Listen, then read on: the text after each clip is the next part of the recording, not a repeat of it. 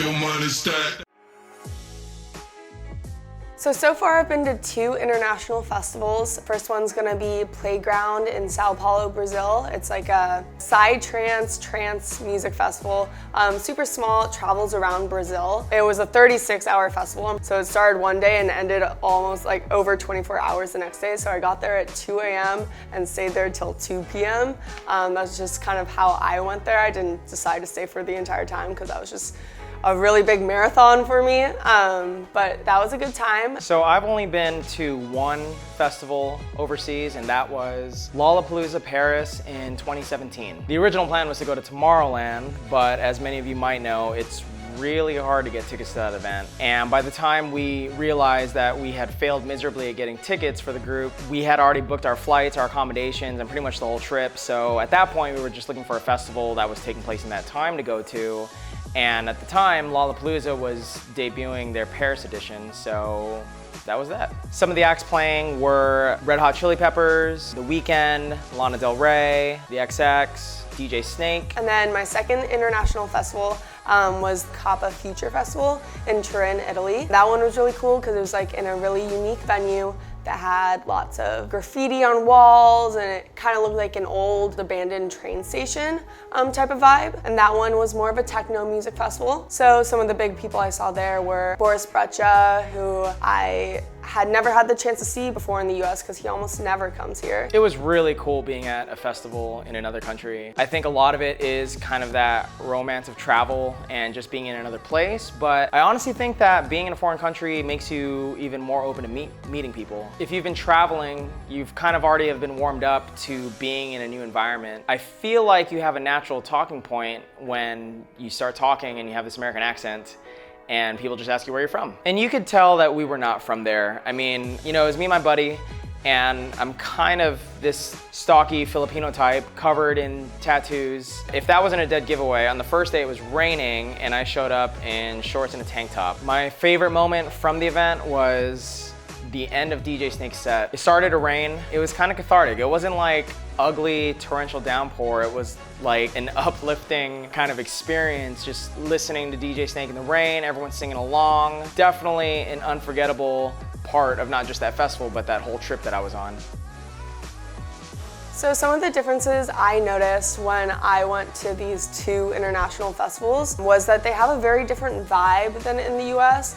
I would say it's a lot less like plur, but everyone's really nice. I feel like it was like easier to just make like genuine connections. At first glance, there wasn't really anything that distinct aside from this giant Eiffel Tower sculpture right in the middle of the venue that made it feel like we were in Paris. I mean, granted, it's an American brand, their first year in this country, American talent, and I say that as a good thing. I felt comfortable being there. Personally, I think one of the biggest differences between US festivals and international festivals, just from like my first initial experiences with them, is that these international festivals focus less on like art and more so making the venue a piece of art. For example, there's a event company called Circle, and they focus on making big events around Europe and other places in the world, but mainly Europe, that all take place in unique and historical venues. I don't know if this was a Lollapalooza thing or just a Lolla Paris thing, but there were minimal art installations. So the event was almost solely comprised of the stages, food, and sponsor activations. Another big difference I noticed is just that, not necessarily that all the music's different, but I would say they focus on different types of music. For example, dubstep, I wouldn't say I heard once when I went to Europe. I just don't think it's their type of music that they focus on. I'm sure there's a crowd there that listens to it, but I think it'll be a lot smaller of a crowd. So I just noticed they focus a lot more on techno, house, stuff like that. They kind of like things with a steady beat, is just what I've noticed. I'd say the biggest difference that I remember at least were, you know, the people, right? So a lot of your festival experience is predicated on the vibe that people are giving off, and having only gone to festivals in North America, mainly Southern California at this point, you know, it's just the little interactions. People were nicer.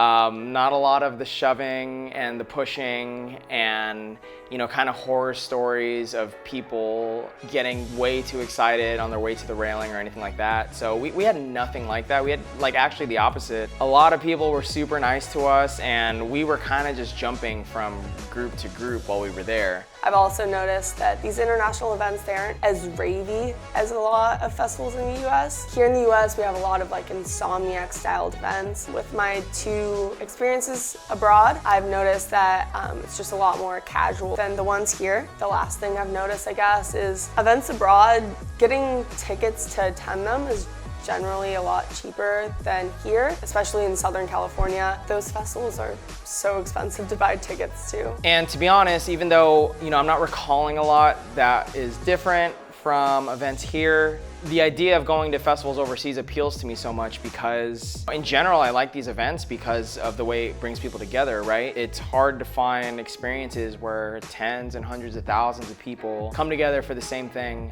So to have that experience, but on a global scale, being in a place where people are from all sorts of different countries from different parts of the world, it was really impactful.